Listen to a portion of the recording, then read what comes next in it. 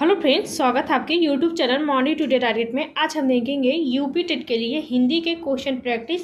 तो जितने भी यूपी टेट के हिंदी के क्वेश्चन प्रैक्टिस हैं सभी आपको कराने वाले हैं।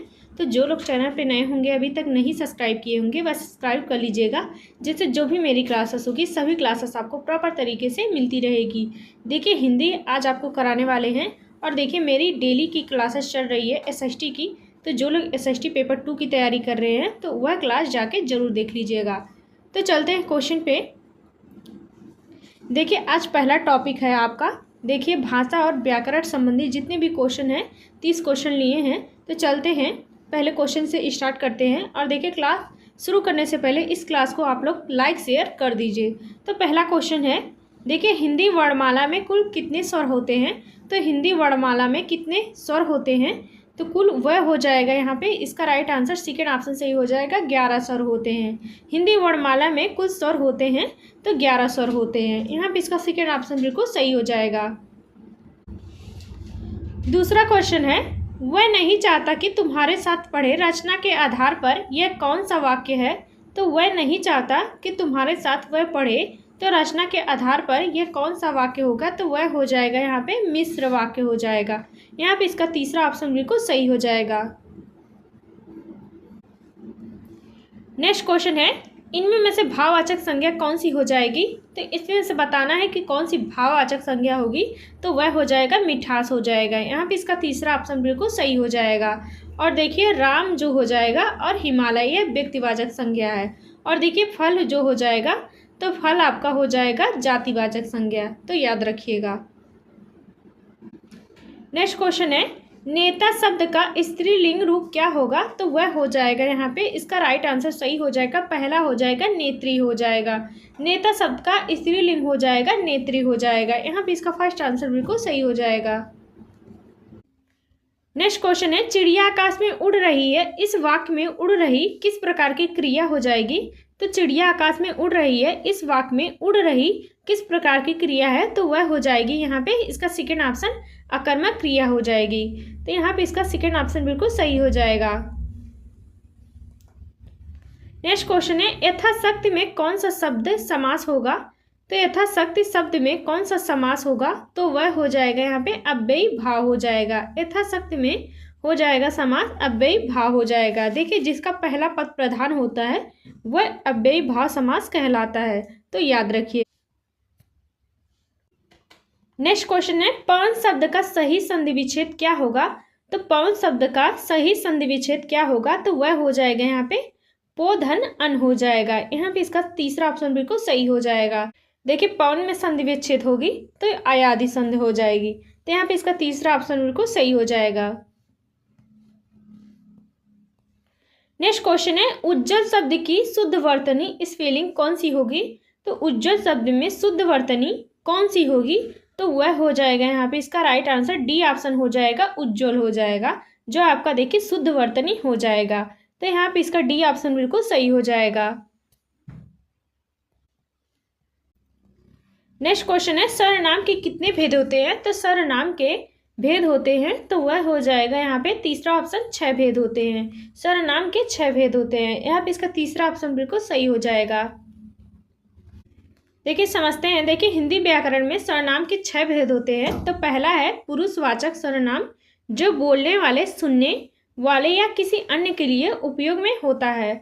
और देखिए, उदाहरण के लिए, मैं स्कूल जा रहा हूँ, तुम कहाँ हो, वह खेल रहा है। और देखिए, निश्चयवाचक में, निश्चयवाचक सर्वनाम में क्या होता है, जो किसी निश्चित वस्तु या व्यक्ति का बोध कराए तो वह निश्चयवाचक सर्वनाम होता है। जैसे उदाहरण के लिए, यह किताब मेरी है, वे मेरे दोस्त हैं। तो इसमें देखिए निश्चयवाचक सर्वनाम होगा।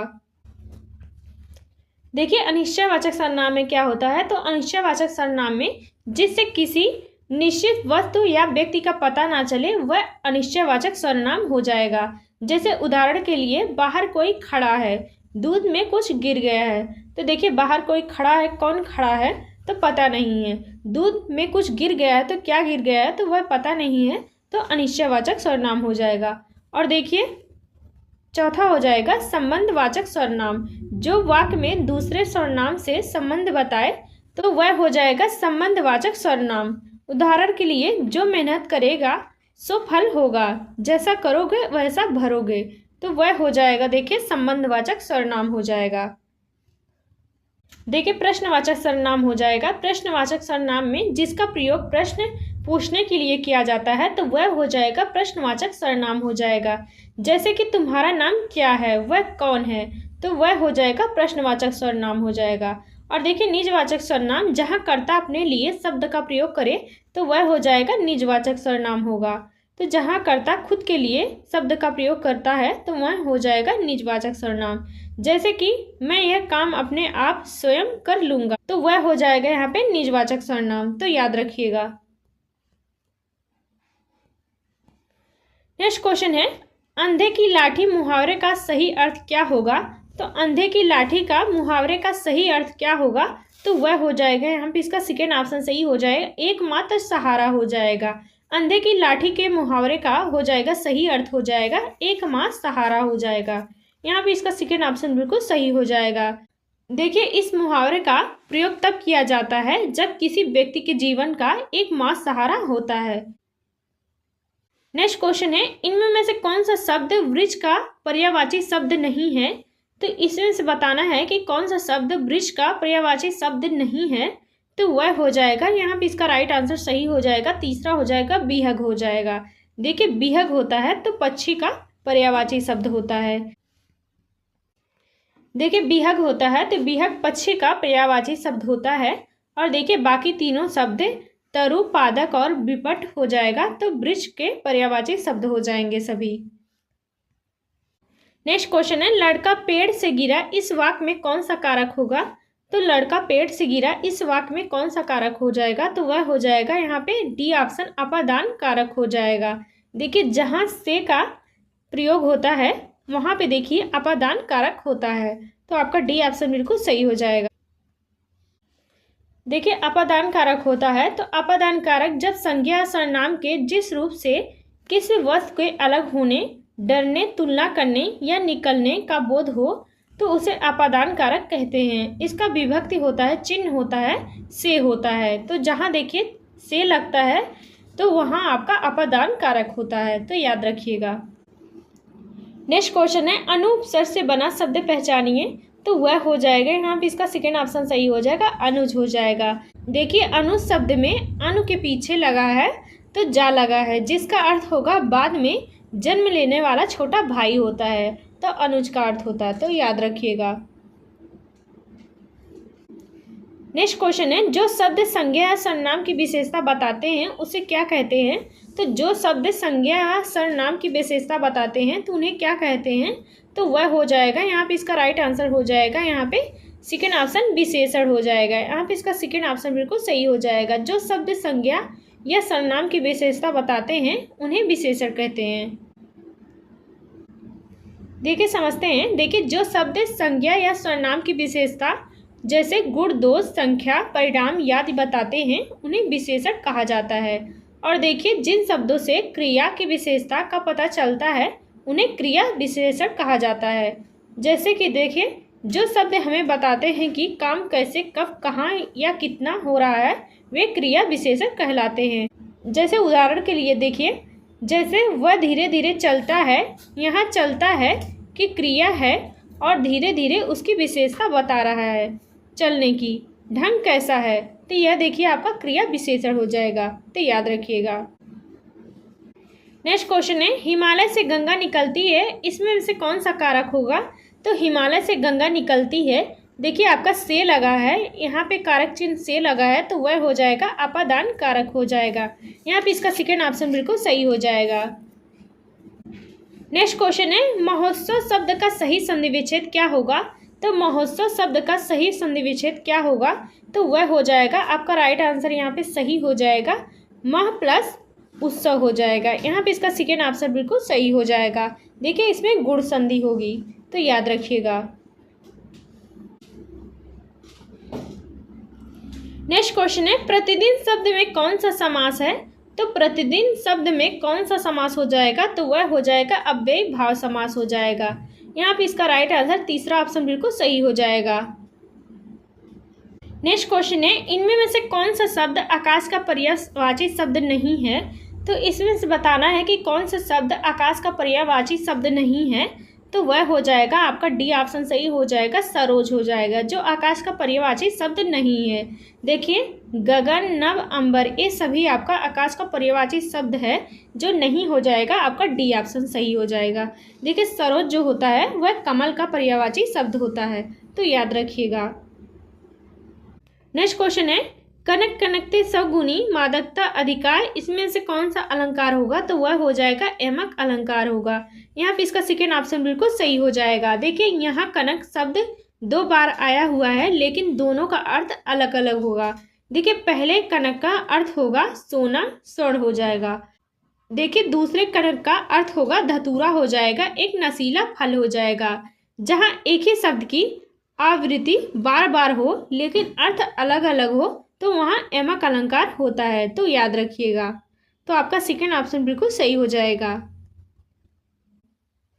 नेक्स्ट क्वेश्चन है, हार शब्द में कौन सा उपसर्ग लगाने पर उसका अर्थ भोजन हो जाएगा? तो हार शब्द में उपसर्ग कौन सा लगाने पर उसका अर्थ भोजन हो जाएगा? तो वह हो जाएगा आ उपसर्ग लगाने पर हो जाएगा आहार हो जाएगा। देखिए आ प्लस हार हो जाएगा, आहार हो जाएगा, तो उसका अर्थ हो जाएगा भोजन। तो आपका तीसरा ऑप्शन बिल्कुल सही हो जाएगा। देखिए जितने भी हिंदी के क्वेश्चन प्रैक्टिस करवा रहे हैं और एसएसटी आपके पेपर 2 में पूछी जाती है, तो जो लोग पेपर 2 की तैयारी कर रहे हैं तो एसएसटी वह जाके प्लेलिस्ट में ज़रूर देख लीजिएगा। डेली क्लासेस चल रही है तो उसको जाके ज़रूर देख लीजिएगा, और डेली मेरी हिंदी और एसएसटी क्लासेस के लिए चैनल को सब्सक्राइब कर लीजिएगा ताकि डेली मेरी क्लासेस आपको मिलती रहे।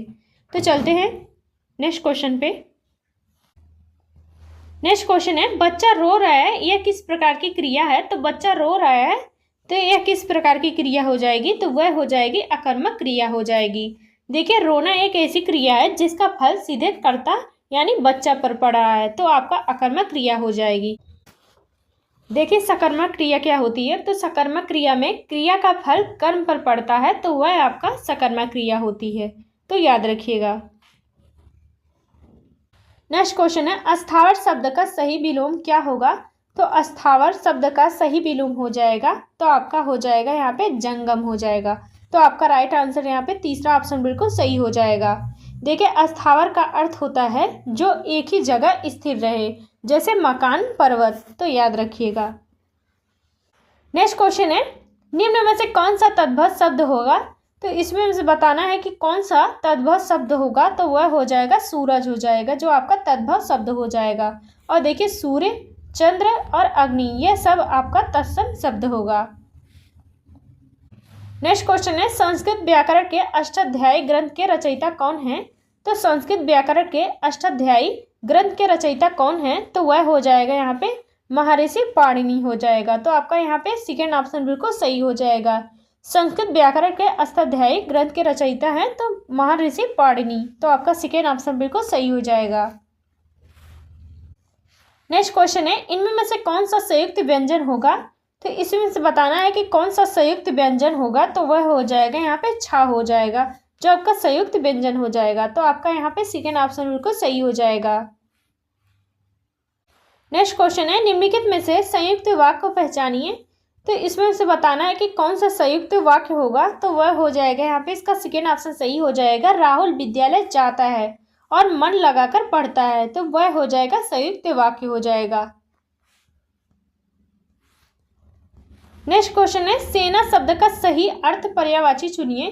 तो सेना शब्द का सही अर्थ और पर्यायवाची क्या हो जाएगा? तो वह हो जाएगा वाहिनी हो जाएगा।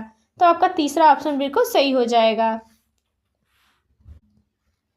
नेक्स्ट क्वेश्चन है, व्याकरण के मुख्यतः कितने अंग होते हैं? तो व्याकरण के मुख्यतः कितने अंग होते हैं? तो वह हो जाएगा 4 होते हैं। यहाँ पे इसका तीसरा ऑप्शन बिल्कुल सही हो जाएगा। देखिए इस क्लास का लास्ट क्वेश्चन है, तो इसका राइट आंसर आप सभी को कमेंट बॉक्स में बताना है। आप लोगों के लिए होमवर्क है, तो इसका राइट आंसर कमेंट बॉक्स में जरूर बताइएगा।